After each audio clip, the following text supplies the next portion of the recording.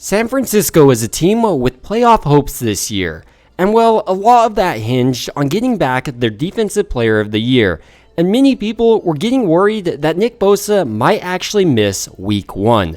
But now, that doesn't look like that's going to be the case. San Francisco just gave Nick Bosa a 5-year contract worth $170 million, including $122.5 guaranteed, including a $50 million signing bonus. And all of these are records for a defensive player. I mean, Nick Bosa is averaging $34 million a year.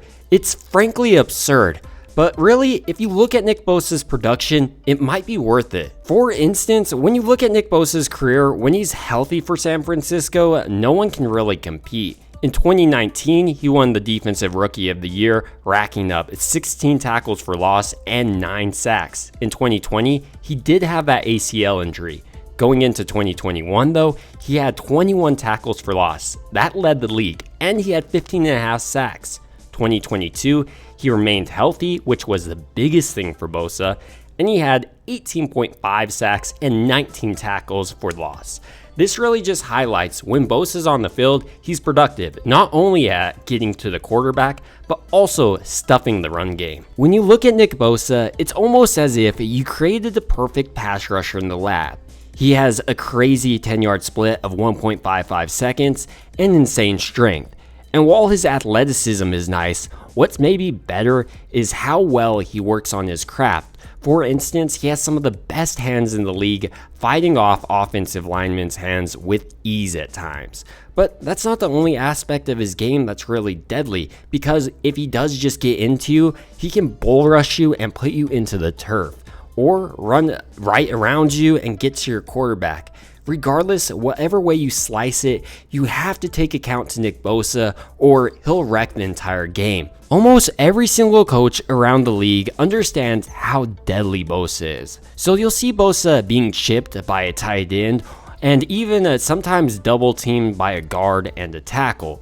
It's ultimately to do one thing, and that's slow him down. First glance, the idea of slowing down Nick Bosa via a guard or even a tight end through a double team seems like a solid idea.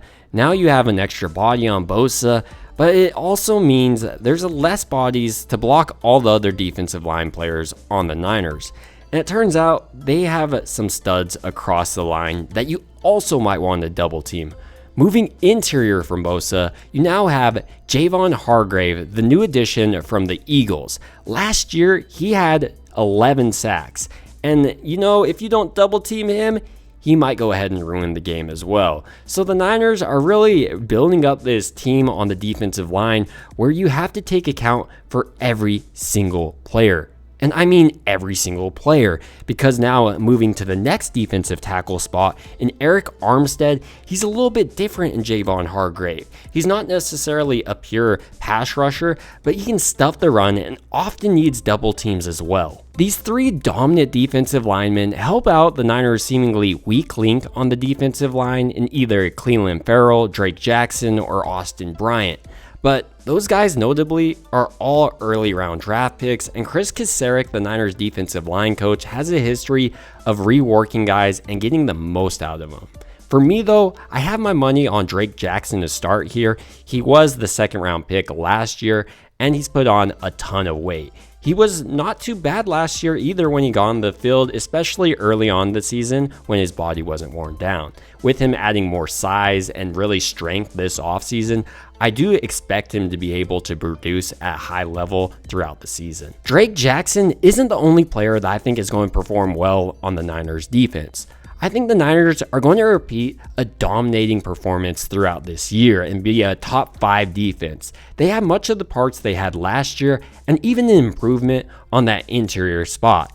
And while their nickelback position has changed, I do think the Niners are a better team right now on the defensive side of the ball than last year. While I mentioned the addition of Javon Hargrave as a key addition this offseason for the Niners, someone that I think might even be a bigger addition on the defensive side of the ball is their new defensive coordinator in Steve Wilks.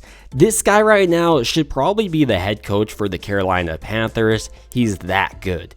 His focus, unlike his predecessors though, is on the defensive back position. And I think with Steve Wilks, we've already seen some early return on investment. Ambry Thomas, someone that I didn't even think would make the team, this offseason looks like a completely different cornerback. He's locking people down in the preseason as well as the practices. That's not the only way though that Steve Wilks sets himself apart from his predecessors.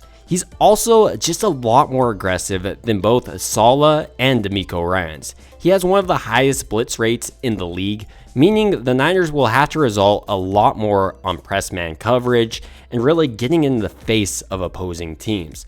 This results in the quarterback having to pick up his speed in his decision making, and he can't predetermine necessarily where he's going to go with the ball. The quarterback in this position has to wait for his wide receiver to actually beat the man coverage, meaning it's more likely that a guy like Nick Bosa or Fred Warner coming free gets you. Ultimately, in this video, I've covered Nick Bosa's addition, Javon Hargrave's addition, and also the addition of Steve Wilks.